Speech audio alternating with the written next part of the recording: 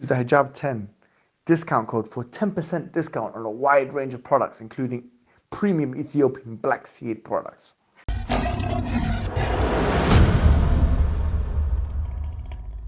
Assalamu alaikum wa rahmatullahi wa barakatuh. How are you guys doing? It's me, Mohammed Hijab, Mohammed the learned one Hijab, Mohammed the nerd buster Hijab.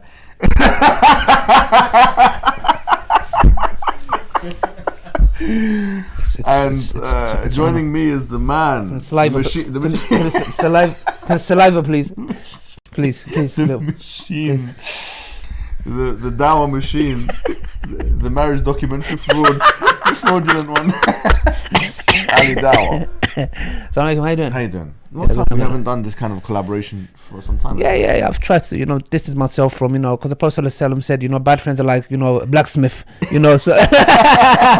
No, joking. Yeah, man, it's been a long time, alhamdulillah. We've been chilling out, man. I think it's been more relaxed. Well, like sometimes you get fed up of just filming, so we just chilled out. But sometimes when important topics come, and when it pertains to the family unit, which is already under attack, I think it's important for us to, jump head first, because it's an important topic, and this is something that in the next couple of months we're going to be going straight into as well, because we've got the whole LGBTQT, we've got gender roles that we're going to be talking about as well, inshallah. So I think it's a serious topic, and I think we've had enough break chilling out, and I think it's time to get back to business.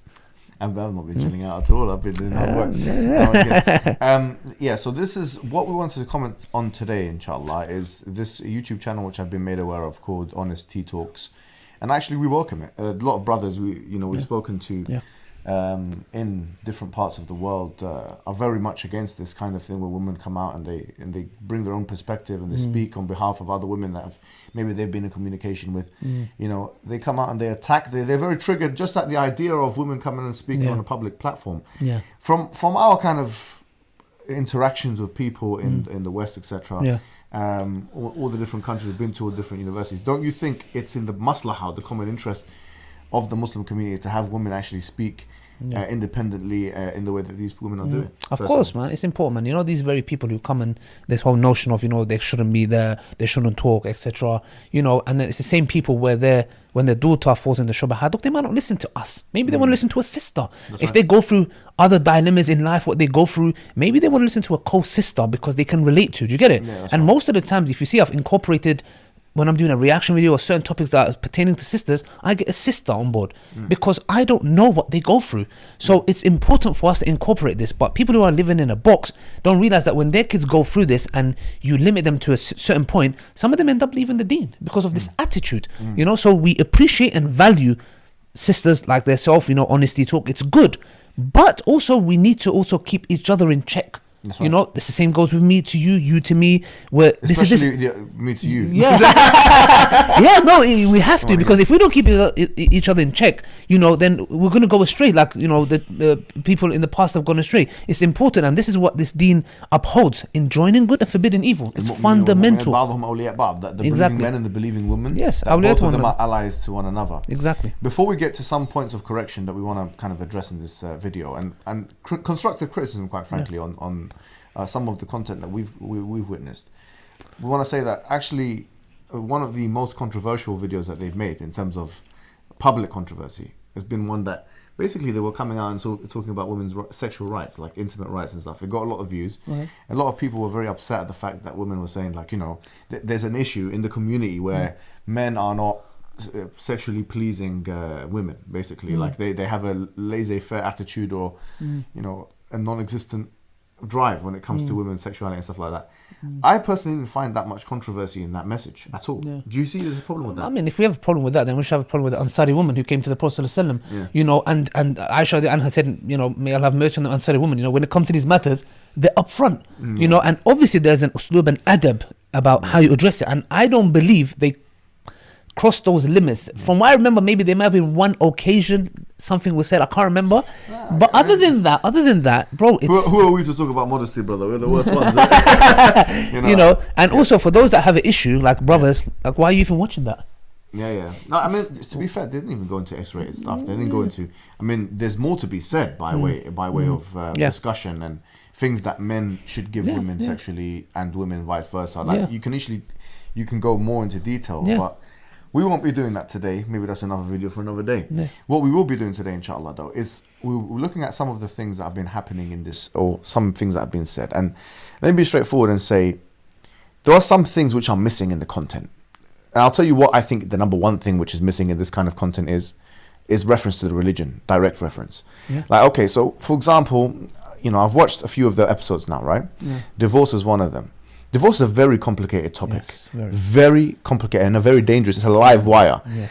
And I personally believe that if we wanted to speak about divorce, we'd have to do extensive shura with people like scholars and stuff like that, and vet it and stuff like that. Because if you give wrong advice when it comes to divorce, it can literally ruin lives. It's dangerous, but I'll be honest with you, I don't think there would be a point where we could ever talk about divorce. Look, when I go to Sheikh Haytham and people of knowledge like that, bro, when we go to him and ask about, you know, there's this brother who's going through this, the first thing he says to me is, bring that brother to me. Yeah, exactly. And then you bring his wife to me. Exactly. He's not going to come and say, Ali, go tell the brother, divorce. Yeah. Never. Well, Wallahi, one thing that you see with them, let's start with never this. happens. I want to react to the first part of this. Which, Yeah, go on, we can elaborate. Right, let's see. They're both good people. They have fallen out of love, or something has happened that's just created a massive wedge. They've tried, they've done all that they can to improve the marriage, and it's just not happening.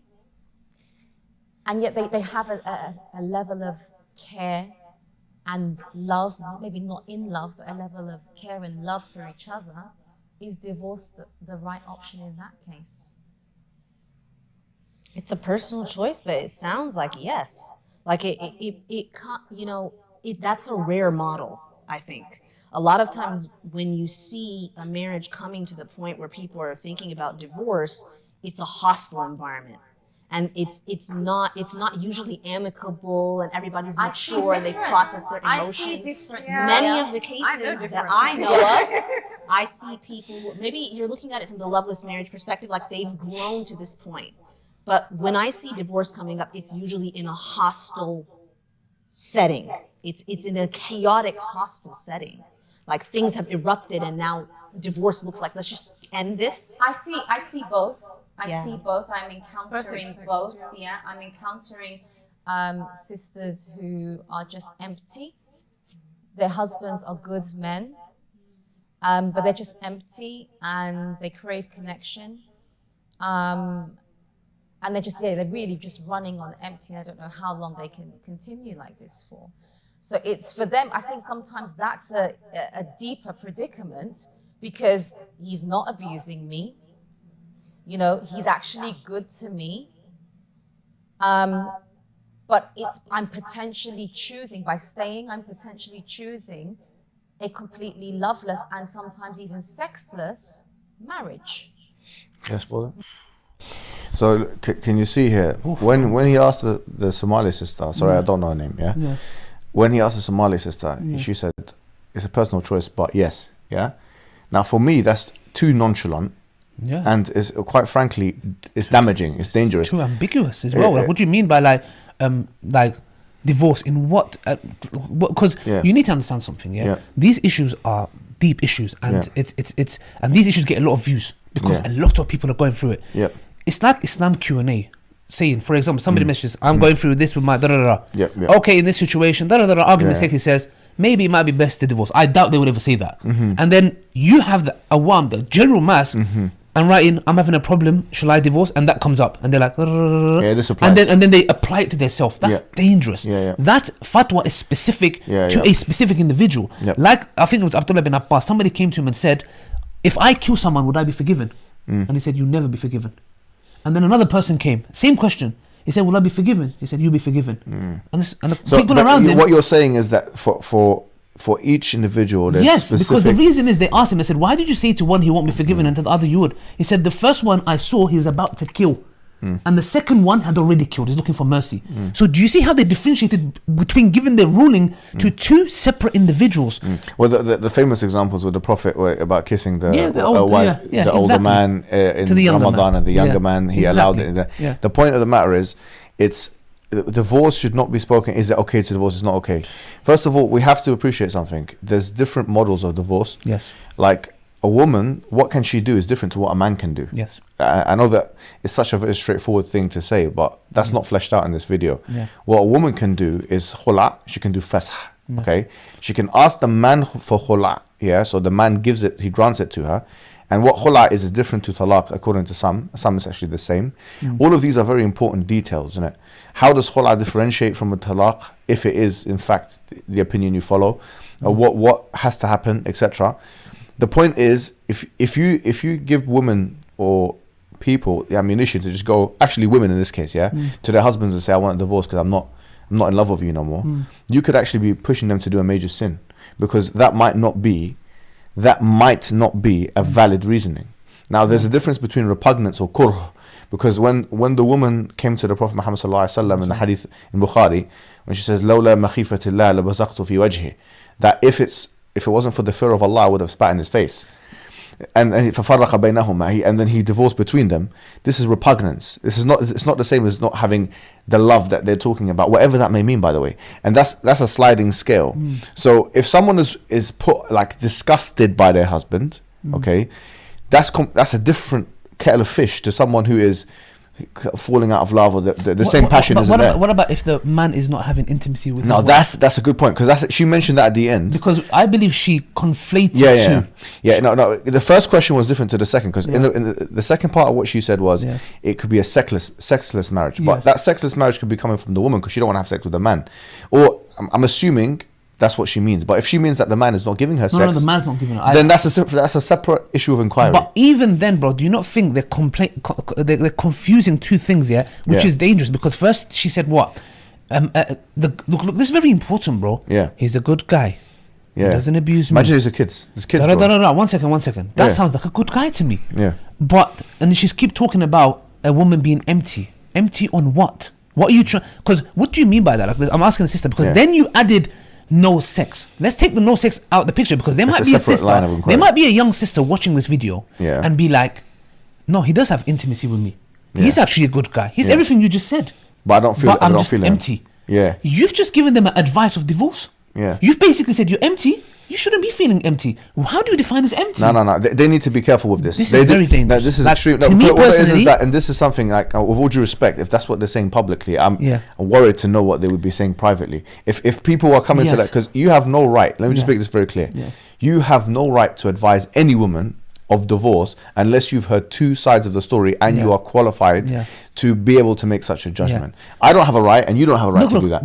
If the case is simple and straightforward, where the man is, he's putting her through this and that, and her life is on the line. That's different. We're not talking about this. Yes. We're talking about very ambiguous cases right now. You have no right to advise any woman at any point when you have not heard two sides of this. That's why in qada, it matters to do with judgment. They'll bring both, if they know what they're doing. They'll bring both parties in and they'll hear both sides. Yes. They have to do that. You have to. And they have to know you see the kids, what the situation with the kids is, because you could be breaking homes. You think you're making things better, but you're not. You're making things worse. Exactly. You are making things worse. And then that will be on your scales on the day of judgment. Exactly. We need to be very careful, man. We need to be very careful. I speak to Sheikh Haytham, and Sheikh Haytham says, look, sometimes sisters come and they're crying. We're human beings. When we see an individual crying, we sympathize. That's right. But until, because sometimes, I'm not just saying this only happens with sister side. Sometimes it's the men. But he goes, once we come and speak to the husband, it's a whole different, like, bro, it's a completely different story. It's like green color, and it's like the total opposite. That's right. And they're like, whoa, come on. I want to move on to the next video, because there's more things going. Sorry. There's more issues here with some of the content. But what the content is missing, as I say, is Quran and Sunnah. Like, you can go through the whole video. And once again, we're constructively criticizing, and no, with all due respect, no chivalry effect is going to stop us from doing it, because you deserve the peer review that we all get. And this is peer review. You got to think of it like that. And if these peer review systems were not in place, the Muslim Ummah would be would have a bad service. We get peer at the end of the day. Of course we do. So we get it by everyone. We get public and private. Yeah, exactly. So this is just, consider this constructive criticism. We're not saying, and just to be clear again, that therefore let's cancel them, therefore they don't know what they're talking about, therefore they're ignorant. We're saying that you're doing a good job, mashallah, but just on these points, please bear in mind that you need to change some of the parlance. Here's what I would say. Let's summarize each thing as we go along. First thing, when it comes to divorce, when it comes to issues to do with qada or judgment, keep out of it. keep out of it, unless and only unless you have someone who is extremely well qualified. A woman, let's say, if you want to keep it all women, that's fine. But she's she's a well-known talibat al-ilm or sheikha or something. You bring her and she speaks with the authority that she has. But if you just lay people speaking about divorce and issues that can break families, this will do more harm than good. Second thing here is this: I was watching gender roles in the community. Now I watched this particular video for another purpose. Obviously, our remit is a dawah remit. We have a completely different remit to them. Their remit is more pastoral. So they're dealing with women's issues and these kind of things. But there is a significant intersection, right? So there are things which we do and they do which intersect. And this is one of them. So this is one of the things that she said, gender roles in the community. So we're talking about gender roles between men and women. I can't obviously you can't watch the whole thing. I can't watch the whole thing. But let me tell you one thing that was not mentioned in the entire video. The entire video, Qawama was not mentioned. Ta'ah was not mentioned, which is the male responsibility or the ability for him to have one degree, that he's a maintainer, the protector, the hierarchical superiority that a man has over or a husband have over a wife. That's not mentioned. That is the elephant in the room. That's what makes a traditionalist complementarian system of marriage different from an egalitarian system. So if you're going to do a video of gender roles, you have to define what the gender roles are in the first place. We haven't even defined what gender roles are. And worse yet, quite frankly, you start to mix liberal ideas with Islamic ideas. Let's listen to what we're talking about. And if you think about it, subhanAllah, when you look at different couples, Allah pairs someone with who they need. So you have a strong, powerful woman who's active, who's maybe running a business, who has a career. The man is more mellow. When you have a man that is out there, he's in the dawah, he's working, he's busy. You've got a woman who is holding down the fort. Who's holding She's down talking the about you, fort. Listen. Yes. She's talking about you. I mean, that was your second name quite often. No, anyways, let's get to the point. You can see they use my surname. The strong, powerful woman. Once again, you have to look at the language. The strong, powerful woman that's running her own business. All these kinds of things that she's doing. Why is strong and powerful correlated with capitalistic success? Exactly. In this whole video, seldomly do they mention exactly what the traditional roles are. There is no clear definition of it. And in fact, I don't think they've ever mentioned, and someone can correct me if I'm wrong, concepts of ta'ah, concepts of qawama. They've cleanly mentioned it, clearly delineated it. What is it? It's the equivalent of men not telling other men what their responsibilities are in Islam. If you want to help women in the community, you need to tell them what their responsibilities are. Actually telling them only what their rights are will arm them to make their homes more hostile places, because they're now stocked up with all these things about what we need to get, what's for me. I have to be a career woman. I have to do this. I have to do that. Where are these coming from? No one's saying Muslim women can't work, but the terminologies you're using are very similar to what the liberals talk about day in, day out. What we're saying is that these are dangerous because we know the study done over 20 years, over 100,000 women. Are women more happier? No, they're not. Listen. He's talking about Blanche Flower and Oswald. The 100,000 people. How long did they do this study for? 20 years. 20 years, 100,000 women. We're not talking 100, 1,000, 100,000 women, and women are less and less happier. And we'll put the link to on the description. Less happier after the second wave of feminism, after all the implementations of it. The point is that we need to be clear that there is, in fact, there are gender roles in Islam, and those gender roles do mean that the men ideally will be, I'm not saying always, and what is wrong with that? Breadwinners. No, but what is wrong with that? Because what at least let's define it. Let's say bro, the studies show it. Jordan Peterson has, one of the reasons he's blown up is because he states this fact. He talks about, for example, when women who are working in the, in these it'll be whatever sectors it might be, that they, when it comes to their 30s, 40s, they're leaving their jobs. They're leaving their jobs because they're realizing that they're putting in 60, 70 hours work, and they're looking at their life and there's nothing to account for. You are preparing yourself to a lonely death. You've reached the age of 30 to 40, you're a career woman who's got a lot of money in their bank, and you've got no man that wants to marry you, and let's talk about biologically, can you have children? No. So the thing is, why are we propagating a failed system where studies show that women are less happier? It's true. It's dangerous. And I'm not saying that they're fully propagating it, but you got to be clear about what the Islamic ideal is. Yeah. Because if you're going to do a whole video about gender roles and not mention one Quranic verse or Yes. one hadith or Yeah. one qawl of any alim, and then at the end of it refer to women that start their own business and do well in the workplace or are public figures, whatever it may be, as strong, an implication that could be taken from that is, or the inference that can be taken from that, at least in the subtext of that speech, is that strong women are those women that the liberals are defining, or the liberal feminists are defining. Exactly. You know, basically, put it this way. If you watch that whole gender video that they made, it's not incompatible with feminism. It's not. Yeah, it's not incompatible with feminism. I don't think a second wave feminist will look at it and probably not disagree with most of what is being said. Yeah. If they're liberal enough to different cultures, they won't disagree with most of what is said. In order for us to really know, once again, if we want Islamic solutions for Muslim problems, we have to bring the Quran and the Sunnah. Simple as that, really. If you want to give Islamic solutions for Muslim problems, bring the Quran and the Sunnah. Tell them of the ayat and the ahadith and the aqwal of the ulama. Otherwise, it's, to be honest with you, it will be just opinion. Forget this is super powerful Korean. Forget that. Okay, yeah. Why don't our sisters that are doing this honesty talk, and it's honesty talk, meaning they're being honest about it, they should be grilling brothers and saying, you sisters, you go tell your husbands you're the maintainer and the protector of the house, go out and work, empower them by that. Why don't they do that? They might be doing that. No, they should not. I haven't seen a video of them incorporating that, bro. They should incorporate that and talk to sisters and tell them, you tell your husband you're the maintainer and protector. I accept that, and this is what Allah subhanahu wa ta'ala legislated. Go out and work and you might find segments of them saying that. Remember, I hope. Let's see this bit here. This is, you were talking about dying alone and living as we don't want to sound like Kevin Bloody Samuels. No, but it's true. But this is one thing that I was watching, How to Find a Husband. So listen to this bit. I found it quite unusual, to be honest. This is quite unusual. Really build upon their confidence and to know exactly what they will and won't accept, and to journey through the looking stage with Allah, knowing that Allah will give them what they need and what they deserve.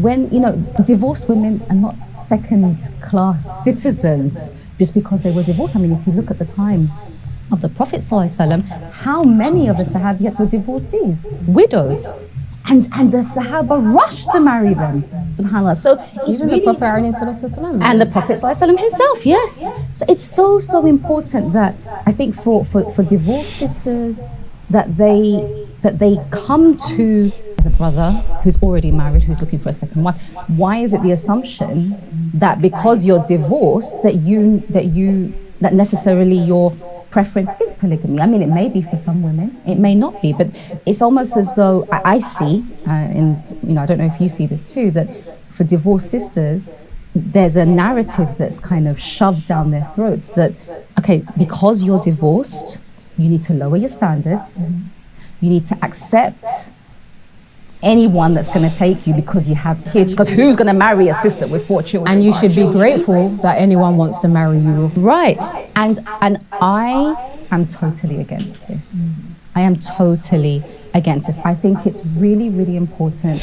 Bear in mind, so polygyny is an institution in Islam. They know it. They've done a video on it, which was a biased video, which itself requires discussion.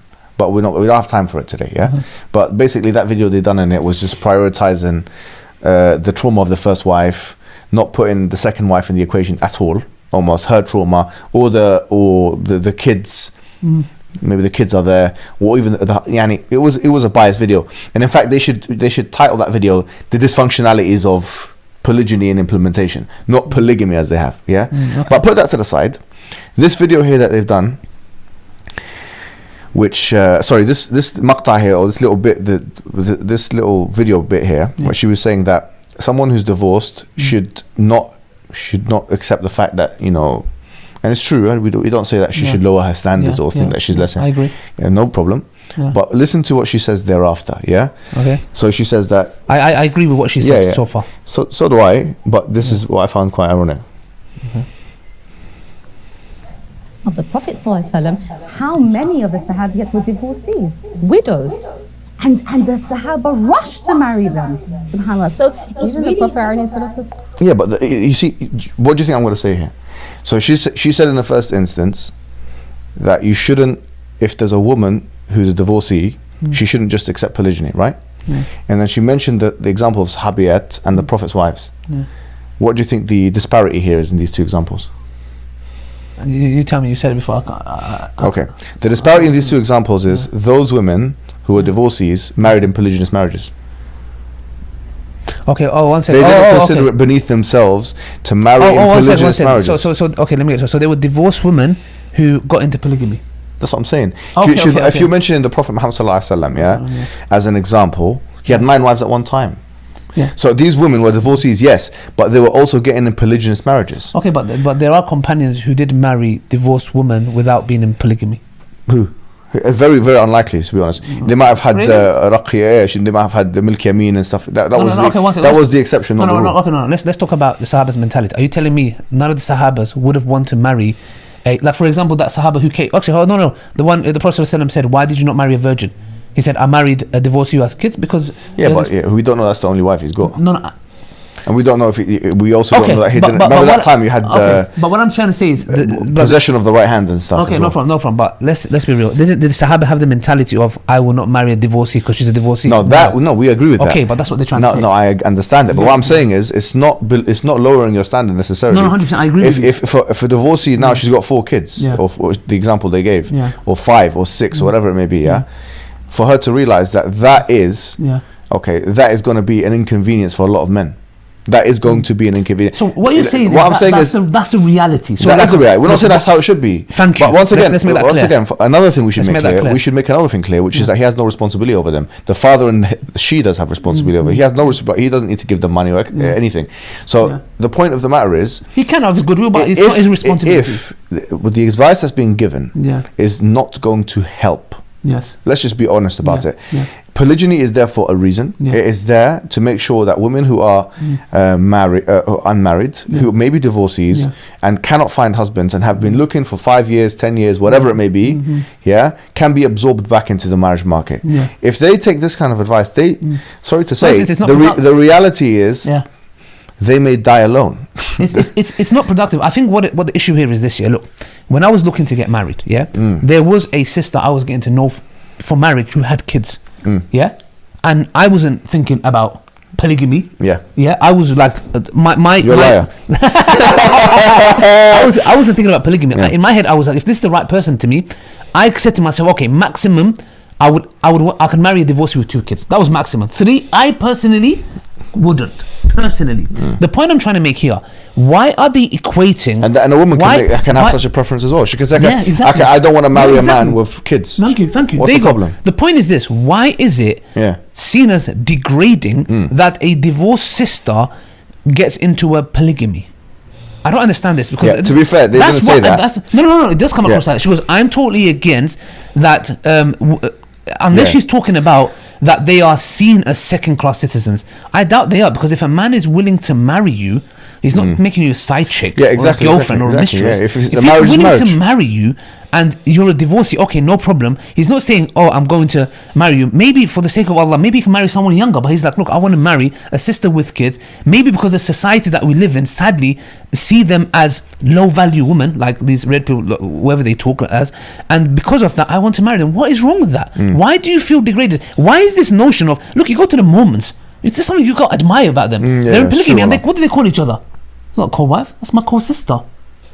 They say co-sister. Which Muslim sister would come today and say, that's my co-sister? Go to sub-Saharan Africa. Do you know we're talking in the Western context, bro. Do you know where there are some places in the world where the culture of polygamy is much more acceptable and women are much more agreeable to it. For example, people correct me if I'm wrong, but sub-Saharan Africa, Nigeria, go to Indonesia, Malaysia. Apparently in Indonesia, Malaysia, we've been told anyway that people are much more open to you know what I'm talking about there. But here's a segment. Okay, so we've talked about that. So it's just to summarize this point, the idea really is about polygyny is there for a reason. Of course, it helps with the marriage market. Of course, I don't want And every don't get advice that's unproductive. Okay, 1 second. Yeah, wallahi, polygamy is a solution. Yeah, It is a I solution. don't care. Wallahi, I'll take an oath by Allah. If they said to me, "We will hang you," and say polygamy, I'll say, "Where do you want to hang me?" Yeah, I'll go hang myself. No, actually, that'll be suicide. The point is this: yeah, polygamy is a solution, because what you need to understand is polygamy is not exclusive to Muslim men. Men practice polygamy in the wrong ways. Allah has stipulated to be done in the right way. So co-wives, be you a divorcee or no divorcee, with kids or no kids, you have your rights protected. Okay, so it's been legislated so things can be done in the right way. I know many sisters would message me when I first came to Islam and I started my YouTube channel. I was doing a reality show. Yeah, bro, trust me, I used to get messages from sisters who are on the verge of falling into zina because they are looked down upon. They are single mothers who have kids. Nobody want to marry them. They go onto these apps. That's right, All these men, wallahi, they'll say to me, I go into this app, once they find that I'm a divorcee with kids, they start flirting with me, they start talking to me in a certain way. When a man comes and he wants to marry you, why are you degrading that man? Why are you making it unacceptable? Please, the point is this here, yeah? Once again, I want to emphasize, your videos are good. Wallahi, it's needed. All we're just trying to say is there's certain things that you're seeing that have great consequences. Because don't think it's words that you utter. There are people that are watching and thinking, actually, right, or this, that, actually, let me divorce, actually, let me do this. They're making life-changing decisions, you know. So what we're just trying to say, sisters, is when you say something, look, because you said you watched all of their videos and they don't mention Quran and Sunnah, yeah? But like 5 or 6 episodes. Well, then to me, it might be that you're talking from experience, yeah, and I'm not talking about the specific issue of divorce. I'm not talking about that. So you need to understand. Some of them are divorced. They make it clear. Okay, but what I'm saying is that if you bring your experiences to the table, it's not necessarily wrong, but what you may have gone through or what you have suffered, or what you are still suffering that you may have not been over, can cause harm. Because what you're doing is and I'm not pointing at any of these sisters. What I'm saying is, it might be something, we all have gone through stuff in our life. If I come and give if somebody comes and asks me for advice and I say, oh, do this, because I'm in a mental state of something that I've suffered, my advice might not be productive. You know what this is called? It's called self-referential altruism. Interesting, man. But only you'll find these kind of words. Self-referendum. Is it the Brexit? Self-referential altruism is where there are self-referential altruism. Basically, altruism is when you care about other people, right? Yeah. Self-referential altruism is you care about other people, or you give advice that would, let's say, for example, impact other people because you refer to your own experiences. Now, this is actually a very poor way to moralize, because it's very it's a very small sample size. You've got yourself and that person, like you said, subjective experience. Yeah, that person might go through a completely different or disanalogous set of things, and what you're doing is you're projecting your kind of own emotional energy onto them. It's a form of Freudian projection. But let's put that to the side. Let's see this next bit, because this advice gets worse, to be honest. That is because to be accepted, to be wanted, they feel like if I show that I'm a mother, then that means I'm going to be less desirable. You know, it's so important. This is who I am, this is how I am, and this is what I've got, and are you down? And if listen, ladies, if the man asks you, listen for the red flags. Red flags, yeah. Can they live with their father? He's not accepted your kids. Are they going to be living with us full time? He's not accepted your kids. Listen out for these things. Living with the father is actually the hukm shara'i. It's actually the ruling. If a woman is divorced and she remarries, the majority of Islam, from what I understand, based on the hadith in Tirmidhi, by the way, where the Prophet Muhammad sallallahu alaihi wasallam, a woman came to him and says, how could I not get custody of the children when they were on my lap and they were suckling from my breast and whatever, and he said, you get custody of the children, but if you get married, then he gets the children. That's the ruling. So if you get custody of the children, obviously doesn't mean that the man doesn't see them. It just means that you're the primary custodian or guardian of the child now. But if you get married, then the father now gets custody of the children. So if a man comes, how could that be a red flag if he just wants to do iqamah of the hudud of Allah? Or the ahkam of Allah. He wants to uphold. I think she's talking about something else here. No, I don't think so. It's not red flag. No, she's not. She said, listen to the red flags, yeah? She said, if he says, can they go and live with their father, then he hasn't accepted your children. Now, if he says that he can go and live with your father, that might just well be because that's where they need to go. Okay, can it be also that, for example, the father doesn't want them, and the guy that she's getting to know is basically saying, I don't want them in my life, kind of like, I don't want them there. I think that's where she's coming from. Even if I that don't is- think she's coming let's- from a place let's where say- he says it's the right of that Fine, fine, hadith. fine, Do you fine. get it? But Because let's- otherwise, how could they say that's No, a red flag? for the sake of- Assuming the best, like for the sake of argument, fair. for the sake of argument, Yeah. but this either way, it's not red flag. If the man doesn't want, if a man says, "Look, I really don't want to get involved with children. I've got my own children to raise," I don't see anything wrong with that. Likewise, if I But don't what see are you anything gonna wrong. do with With your no, kids? no, What are no. you gonna do with If the a kids? woman wants to get, if a woman wants to get married to a man who's got children, she says, "Look, I don't want to raise your children.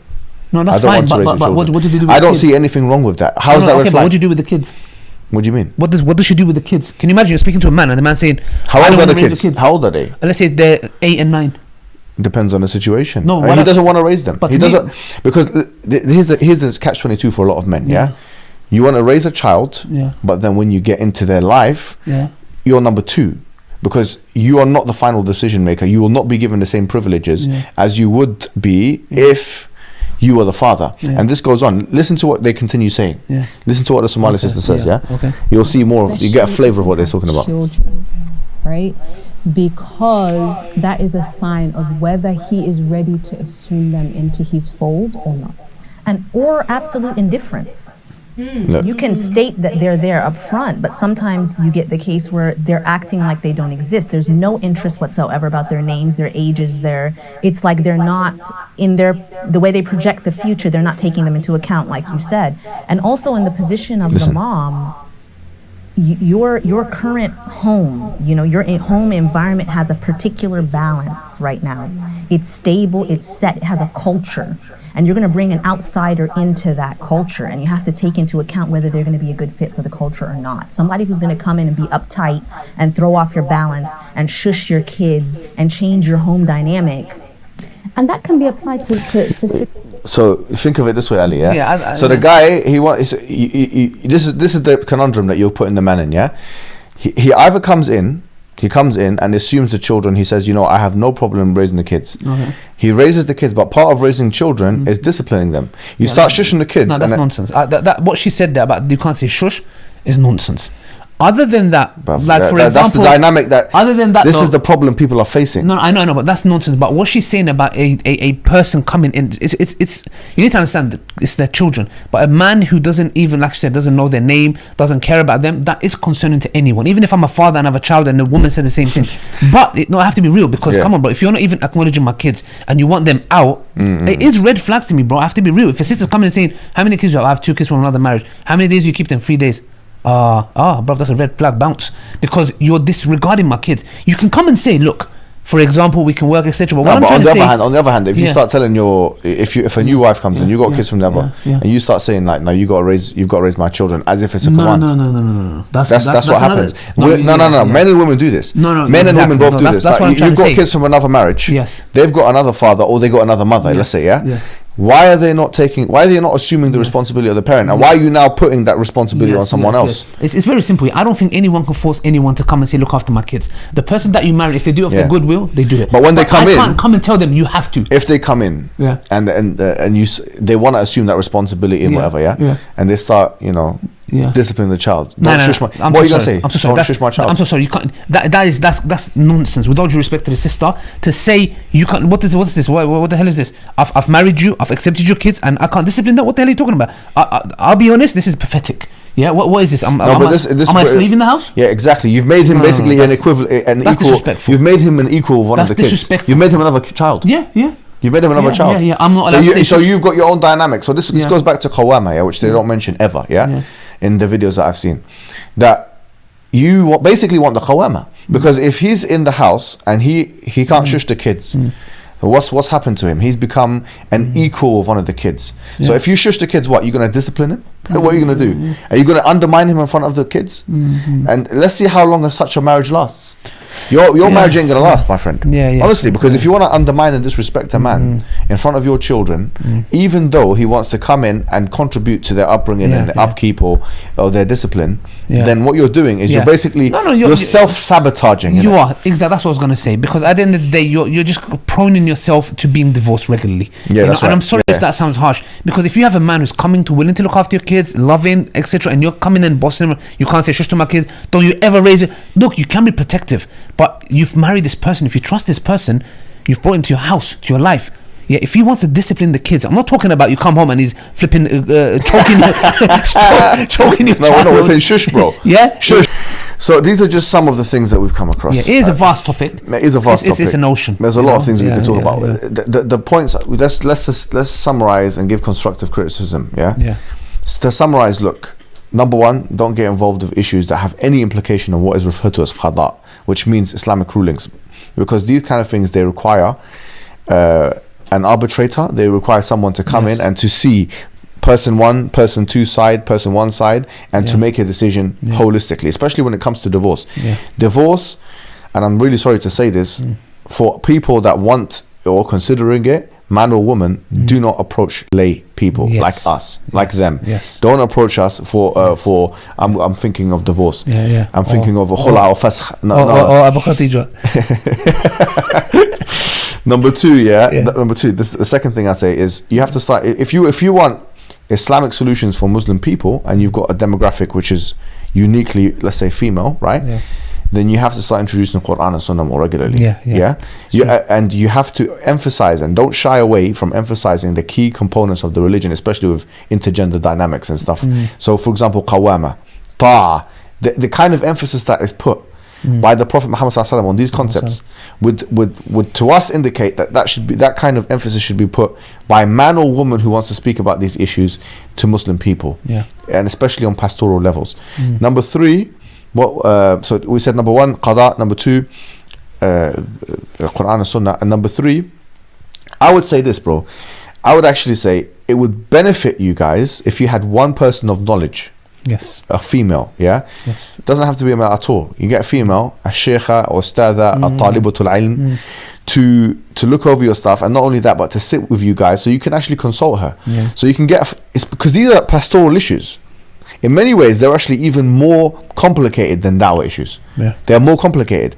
So you need a fiqh specialist on hand. Because some of the blunders that are coming out would suggest that you don't have that kind of thing. And if you had someone there with you, they can do istidlal, they can do istishhad, meaning they would be bringing out Quran, ayah, Sunnah, Hadith, and that's what this thing is missing. Apart from that, you guys are doing good work, of course, and hopefully you didn't take offense to this. We need to check each other and hold each other to account.